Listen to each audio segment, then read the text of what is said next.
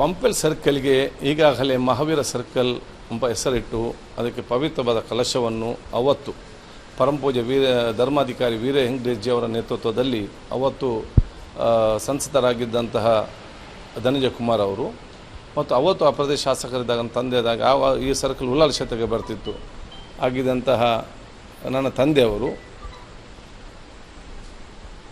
ಎಲ್ಲರ ಊರ ಹಿರಿಯ ಕಿರಿಯರೆಲ್ಲರ ಒಗ್ಗೂಡುವಿಕೆಯಿಂದ ಮಹಾವೀರ ಸರ್ಕಲ್ ಅಂತ ನಾಮಕರಣಗೊಂಡು ಅದೇ ರೀತಿ ಇದೆ.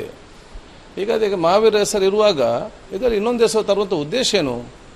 ಹಾಕಿದವರಿಗೆ ಮತ್ತು ಹಾಕಿಸಿದವರಿಗೆ ಮತ್ತು ಬೆಂಬಲ ಕೊಟ್ಟವರಿಗೆ ಜಿಲ್ಲೆಯ ಇತಿಹಾಸ ಗೊತ್ತಿಲ್ವೋ ಅಥವಾ ಪಂಪೆಲ್ ಸರ್ಕಲ್ನ ಇತಿಹಾಸ ಗೊತ್ತಿಲ್ವೋ ನಮಗೆ ಅರ್ಥ ಆಗೋದಿಲ್ಲ.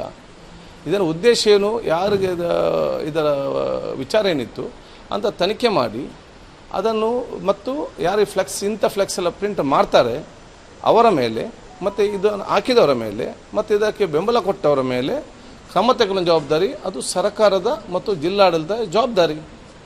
ಅಂಥವ್ರ ಮೇಲೆ ಪತ್ತೆ ಹಚ್ಚಿ ಕ್ರಮ ತಗೊಳ್ಳೋದಿದ್ದರೆ 5 ಪೊಲೀಸರಿಗೆ ಆ ಶಕ್ತಿ ಇಲ್ಲ ಅಂತ ಕಾಣ್ತದೆ, ಅಥವಾ ಅಧಿಕಾರದಲ್ಲಿದ್ದ ಸಂಸದರು ಮತ್ತು ಶಾಸಕರು ಇದಕ್ಕೆ ಬೆಂಬಲ ಇದೆ ಅಂತ ಸೂಚಿಸ್ತದೆ ಯಾವುದಾದ್ರು ಒಂದು.